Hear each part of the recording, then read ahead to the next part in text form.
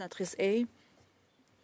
Merci, heureuse de vous revoir, Madame la ministre. Le marché de l'emploi est difficile pour les jeunes. Il s'agit d'un taux de chômage de 14 %. Une étude récente menée par Mental Health Research Canada et Green Shield a révélé que 82 % des jeunes se sentent stressés par leur avenir professionnel et que 30 % d'entre eux affirment que la conjoncture difficile du marché du travail nuit à leur santé mentale. Pour les jeunes autochtones et LGBTQ, ces chiffres sont encore plus alarmants. Ceci reflète une crise. Pouvez-vous dire comment votre ministère appuie les jeunes de tout le Canada qui entrent dans le marché du travail qui évolue? Madame la ministre, merci, Madame la présidente. J'aimerais d'abord remercier cette sénatrice pour son travail et ce qu'elle a fait à titre d'allié pendant la pandémie. Il faut voir comment appuyer les jeunes pendant cette période. Je n'oublierai jamais votre bonté. J'aimerais aussi dire ceci. La sénatrice a raison de souligner le lien entre le fait d'avoir un but dans la vie et la santé mentale.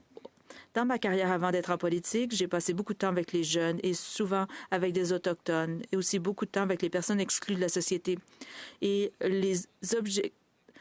avoir un sens à sa vie et une communauté permet de se remettre ou de commencer la guérison de traumatisme. Le gouvernement investit au-delà des transferts en emploi aux provinces et territoires, en particulier pour que les jeunes aient une bonne première expérience sur le marché du travail, y compris ceux qui ne sont pas employés ou à l'école. Nous appuyons des organismes de partout au Canada, par exemple Tel Jeune. On aide les jeunes à obtenir de l'expérience. Nous avons le programme d'emploi pour les jeunes et nous avons le corps jeunesse du Canada qui aidera aussi. Merci, Madame la ministre. Sénatrice Hay. La loi, dans son rapport de 2023, un cadre transformateur a été proposé, y compris pour ajouter les Noirs et les 2 LGBTQ+, comme groupe désigné. La mettre à jour de termes comme minorité visible à personnes racisées et en précisant les Autochtones. Ces différents groupes attendent de l'action du gouvernement. Quand les Canadiens peuvent-ils s'attendre à ces changements à la loi sur l'équité en emploi? Madame la ministre. Merci, Madame la présidente. J'aimerais indiquer que le sénateur Moreau a soulevé cette question au nom des sénateurs qui ont posé des questions et qui voulaient avoir une mise à jour sur la loi sur l'équité en emploi. Je crois que c'est une loi très importante.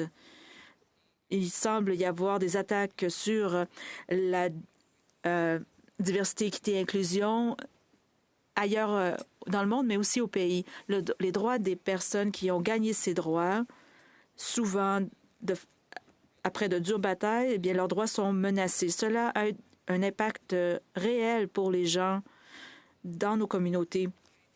J'ai demandé au ministère de me fournir une mise à jour sur un rapport qui a été rédigé à la suite de consultation.